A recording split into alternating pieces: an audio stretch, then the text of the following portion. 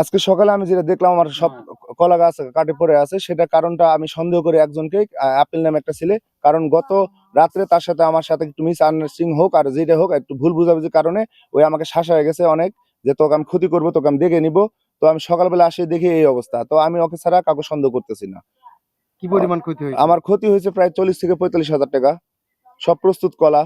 আমার কলা প্রস্তুত ছিল প্রায় আজকে দিনের জন্য কলা প্রস্তুত ছিল প্রায় 15 থেকে 20টা, যেটা বাজার দর আজকে কলা হিসাবে বাজার দর 10 থেকে 12 হাজার টাকা। আমার 7-8 দিন পর থেকে আবার প্রস্তুত হতো 20 থেকে 25টা, যেটা আমি বাজার দর পাতাম প্রায় 15-20 হাজার টাকা। এরকম গড় পড়তে আমার এই রোজার মাসটায় প্রায় প্রায় আমার 50 থেকে 60-70 হাজার টাকা আমি কলা বেচতে পারতাম, কিন্তু আমি আজকে আসে হতভাগা হয়ে গেছি যে আমার কলা একটা অর্থ হয়নি।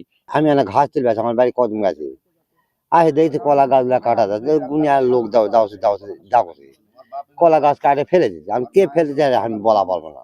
আমি এই বাগানটা প্রায় 1 বিঘা জমিতে কলার বাগান লাগাইছিলাম।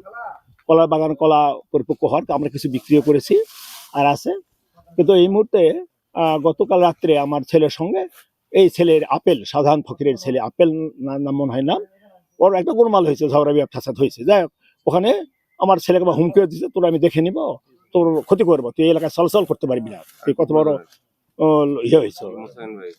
তো তখন ও তো চলে আসছে যে ভাই আমি কি করবো, তোমরা যা করে পড়ো, আমি আর কিছু করার নাই। তারপরে চলে আসছে, রাত্রে তো ঘুমাইছি আমরা। সকালে আমাদের কাছে সংবাদ গেল যে আপনার কলার বাগানে কলা গাছ নেই, সব কাটে সমান করে দিয়েছে। তারপর তখন আসলাম, আসে দেখলাম যে আসলেই প্রায় 30-35টা গাছ একবার সম্পর্ক কাটা, এবং সবগুলি কলা আপাততি, মানে আরো 15 দিন 1 মাস হলে মোটামুটি বিক্রি করা যেত। এইভাবে ফেলে রাখা গেছে, এবং কোনো কোনো কলার ওই যে গাউরে আবার ভাষাতে কাটে কাটে কলা কুচকুচি করেছে।